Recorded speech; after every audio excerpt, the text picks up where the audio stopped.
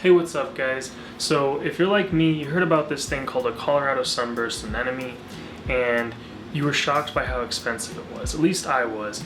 And the way I found out, I was at a show called Reef Stock about a few years ago and I saw this anemone. It seemed like a bubble tip in the past, but I really didn't know much about them, and it just was like striking how colorful it was. And I was like, wow, what is that? They're like, oh, it's called a CBS, a Colorado Sunburst Anemone. I was like, oh, that's cool. How much? And he's like, oh, that one right there, you know what, I'll cut you a deal and I'll do it for $750. And I was like, $750? Like, you gotta be out of your mind. That's insane. I had no idea it could be so expensive. And this was a tiny little anemone. So then I naturally went and researched. And when I researched, I found there was a little bit of information, not too much. And I wanted to make this video for two main reasons. One is I want to give you a bunch of information about the Colorado Sunburst Anemone, which is the newest member in my tank. And I'll definitely roll some B footage of just what it looks like from my phone and camera, and some photos of that as I'm talking and whatnot. And then the other thing is I wanted to update you a little bit on Reef Ain't Easy, my YouTube channel, and just what's to come, because it has been a really long time since I've really made content, but I got a bunch of new content coming and just kind of give the backstory there. So first, let's knock out the Colorado Sunburst Anemone and just educate you a little bit on that. So as far as I can tell, you know, it is one of the bubble tip anemones, and if my information was correct, it originated in Seattle, which is ironic because it's called a Colorado Sunburst Anemone, and it's basically just a color variation of the bubble tip, where it just has, you know, these really bright, exuberant colors,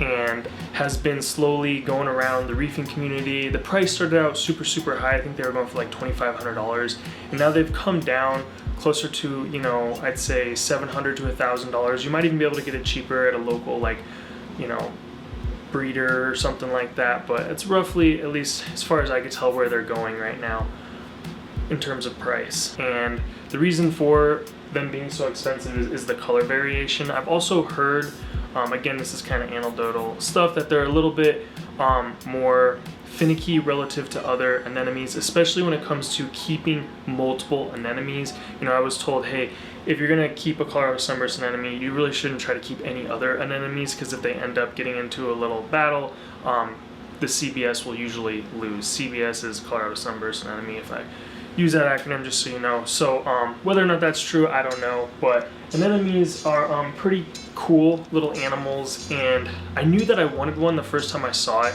but I was a little bit hesitant. Actually, that year at Reef Stock, I was getting into the Acropora. I was like, hey, you know, I'm gonna grow out a nice tank of Acropora, which luckily I'll roll some shots. I've got some pretty good Acropora now. Basically, my story, what happened is I've just been crazy busy, and then I recently moved, which, if you've ever moved, it's a huge endeavor. And if you've ever moved with a fish tank, boy, is it tough. And on that move, you know, I suffered some casualties. You know, 2 of my bulkheads broke. You know, the temperature in my tank got pretty low, and I think there was a lot of stress created in my tank, and a lot of those awesome Acropora that I bought and had been nurturing and taking care of actually died. What's ironic is I can't really say it was from the move, but I'm pretty sure it was, but how there is a little bit of a time delay. You know, an event happens, and then at least with Acropora, you don't see the results of that till later. For me, it was like almost 2 months later, unless it was some other event that happened, but I'm fairly confident it was from the move. And that just really kind of was like a punch to the gut and knocked the wind out of me, and I was kind of like losing my passion for the reef tank, to where I still love it, have it in there, but I'm not making any content or just paying much attention into it. But then I went to Reef Stock again, you know, after the whole shutdowns, and like they didn't even have it for a few years because of the virus stuff, but it was cool. Got a new breath of fresh air. Shout out to Julian and King's Coral. He allowed me to hang out at his booth for a while and just look at his corals and talk about reefing and all that kind of stuff. But I saw some other Colorado Sunburst anemones there. I saw this one. I'll show you a picture of what it looked like at Reef Stock, and this little thing, and I could tell it was a bigger anemone. I saw some other ones there, but they're pretty small.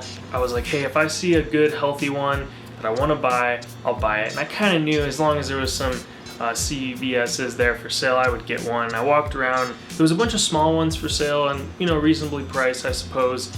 And then I saw this one, the one that I bought, and I could tell, you know, I'll show a picture of it. It was in a little container. I could tell it was a pretty big anemone, and I was like, all right, As long as that's reasonably priced, that's the one. And I feel like I got a really good deal. I forget the name of the company, something out of Chicago with gingerbread, doesn't matter, but you know, they gave me, in my opinion, a good deal. I got that plus another coral, this torch coral. And the biggest thing if you're gonna get an anemone is it's kind of scary as they will move. And my concern is, like, I can show you I don't have a ton of room in my tank where there isn't coral, so I'm afraid that, hey, I'm gonna put this anemone in there and it's gonna move around and it's going to just kill a bunch of coral.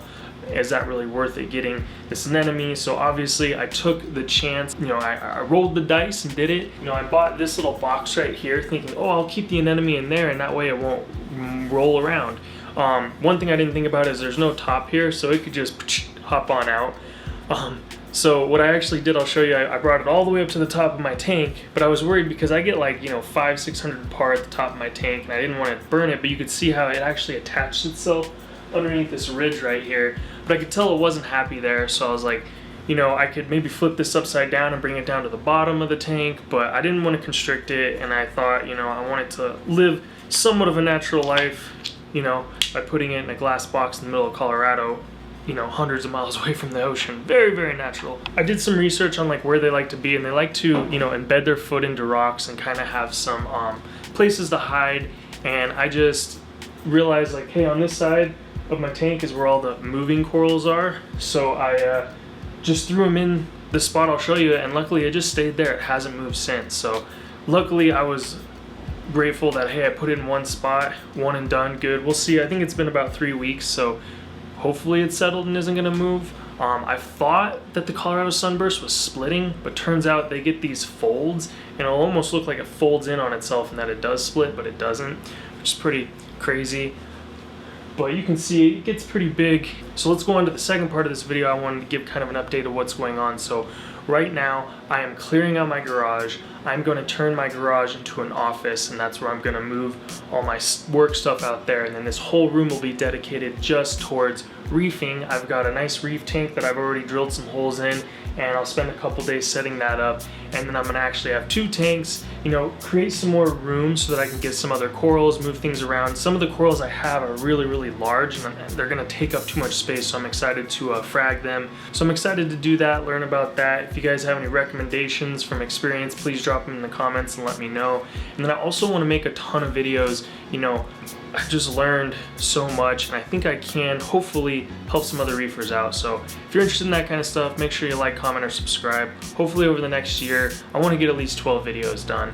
I'm not doing it for money or anything. It's really just to help the reefing community, because I know how it is for me. That was my biggest resource. If I had questions or wanted to know about reefing, I would go to YouTube, and just trying to give back to the community. That's my like #1 reason for doing this. So I appreciate you watching, listen to me rant. Stay tuned, and I'll see you in the next one.